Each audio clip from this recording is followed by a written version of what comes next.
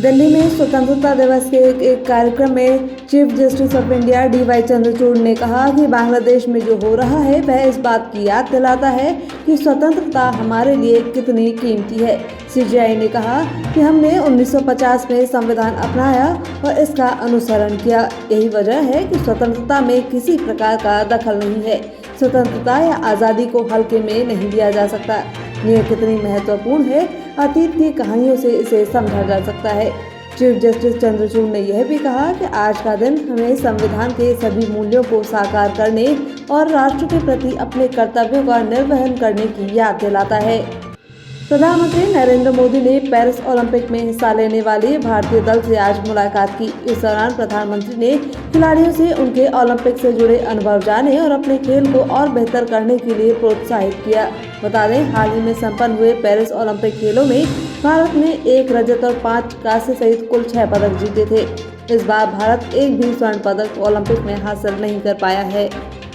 स्वाधीनता दिवस के दिल्ली में आयोजित राष्ट्रीय आयोजन में नेता प्रतिपक्ष राहुल गांधी को पीछे की पंक्ति में बैठाया गया। नेता प्रतिपक्ष का दर्जा कैबिनेट मंत्री का होता है, इसके बावजूद उन्हें पीछे की लाइन में सीट दी गई। इसे लेकर कांग्रेस पार्टी हमलावर हो गई है। कांग्रेस प्रवक्ता सुप्रिया श्रीनाथे ने इसे लेकर कहा कि छोटे मन के लोगों से बड़ी चीजों की उम्मीद करना बेईमानी है। नेता प्रतिपक्ष राहुल गांधी को स्वतंत्रता दिवस के समारोह में 5वीं लाइन में बिठाकर नरेंद्र मोदी ने अपनी कुंठा जरूर दिखाई, लेकिन इससे राहुल गांधी को कोई फर्क नहीं पड़ता है। राहुल गांधी से मोदी और उनके मंत्री आंखें चुराते हैं और असहज हो जाते हैं। राहुल गांधी 5वीं लाइन में बैठे हैं या 50वीं, वो जननायक ही रहेंगे। लेकिन आप लोग इस तरह की हरकतें करना कब बंद करेंगे? बिहार में मुख्यमंत्री नीतीश कुमार ने स्वतंत्रता दिवस पर राष्ट्रीय ध्वज फहराया। इसके साथ ही उन्होंने एक रिकॉर्ड भी कायम कर दिया। दरअसल नीतीश कुमार ने मुख्यमंत्री रहते 18वीं बार राष्ट्रीय ध्वज फहराया था। वहीं अपने संबोधन में बिहार सीएम ने कहा कि सरकार 12 लाख नौकरी और 34 लाख रोजगार देगी। उन्होंने कहा कि हमने साल 2022 में 10 लाख नौकरी देने की बात कही थी, जिसमें से 5,16,000 नौकरियां दी जा चुकी हैं। 2 लाख की प्रक्रिया पूरी की जा चुकी है। राजस्थान के राज्यपाल हरिभाऊ बागड़े ने राजभवन में झंडारोहण किया। इसके बाद उन्होंने आरएसी गार्ड की सलामी ली। राज्यपाल ने राजकीय विद्यालय के सबसे अच्छे अंक प्राप्त करने वाले विद्यार्थियों को किताबें और मिठाई वितरित की। उन्होंने स्वाधीनता दिवस की सभी को बधाई देते हुए राष्ट्र की समृद्धि में और संपन्नता में सभी को मिलकर कार्य करने का आह्वान किया। राज्यपाल ने राजभवन में बने औषधि उद्यान में एक पेड़ मां के नाम अभियान के तहत पौधा लगाया। राज्यपाल बागड़े ने राजभवन में युद्ध स्मारक के रूप में T-55 का लोकार्पण भी किया। इस दौरान उन्होंने कहा कि भारतीय सेवा के शौर्य का प्रतीक यह टैंक देश की सेवा के पराक्रम का प्रतीक है। राजस्थान की पूर्व मुख्यमंत्री और भाजपा नेता वसुंधरा राजे ने राजभवन जाकर राज्यपाल हरिभाऊ कृष्णराव बागड़े से मुलाकात की। यह एक शिष्टाचार भेंट बताई जा रही है, जिसमें राजे ने राज्यपाल को स्वतंत्रता दिवस की शुभकामनाएं दी। में पिछले दिनों मुख्यमंत्री भजनलाल शर्मा ने भी राज्यपाल बागड़े से मुलाकात की थी। इस मुलाकात को प्रदेश सरकार के संभावित कैबिनेट विस्तार से जोड़कर देखा जा रहा था। ऐसे में सीएम भजनलाल शर्मा के बाद राज्य की राज्यपाल से मुलाकात को लेकर सियासी कयासों का बाजार गर्म हो गया है।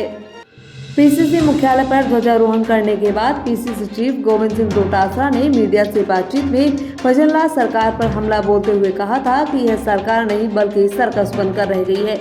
इस पर भाजपा विधायक बाल मुकुंद आचार्य ने पलटवार करते हुए कहा कि पिछली कांग्रेस सरकार के समय भ्रष्टाचार हुए, महिलाओं के साथ बलात्कार की घटनाएं हुई तो उनके मंत्री प्रदेश को मर्दों का प्रदेश कहते थे। उनकी सरकार का एक पैर होटल में होता था। इन्हें क्षेत्र की जनता से कोई मतलब नहीं था, इसीलिए गोविंद डोटासरा स्वयं सर्कस के पात्र रहे हैं। इन्हें वही दिखाई भी देता है। प्रदेश में महिला शिक्षा को बढ़ावा देने के लिए हर साल स्कॉलरशिप देने का फैसला लिया गया है। इसके लिए हर साल राजस्थान सरकार अजीज प्रेमजी फाउंडेशन के साथ मिलकर 30,000 रुपए की स्कॉलरशिप देगी। जानकारी के मुताबिक बालिकाओं को हर साल 30,000 रुपए की स्कॉलरशिप दी जाएगी। इसके लिए सितंबर के दूसरे सप्ताह में आवेदन शुरू होंगे। वहीं इस स्कॉलरशिप के जरिए प्रदेश की बालिकाएं किसी भी कॉलेज में अपनी आगे की पढ़ाई जारी रख सकेंगी। गुलामी नगरी के आराध्य गोविंद देव जी के दरबार में भी आज स्वाधीनता दिवस के मौके पर आज़ादी के पर्व का उत्साह दिखाई दिया। ठाकुर जी को तिरंगा पोशाक धारण करवाई गई और प्रसाद में श्रद्धालुओं को तिरंगे झंडे का वितरण किया गया। रिमझिम फुहारों के बीच आज सुबह से ही गोविंद देव जी मंदिर में श्रद्धालुओं का तांता लगा रहा।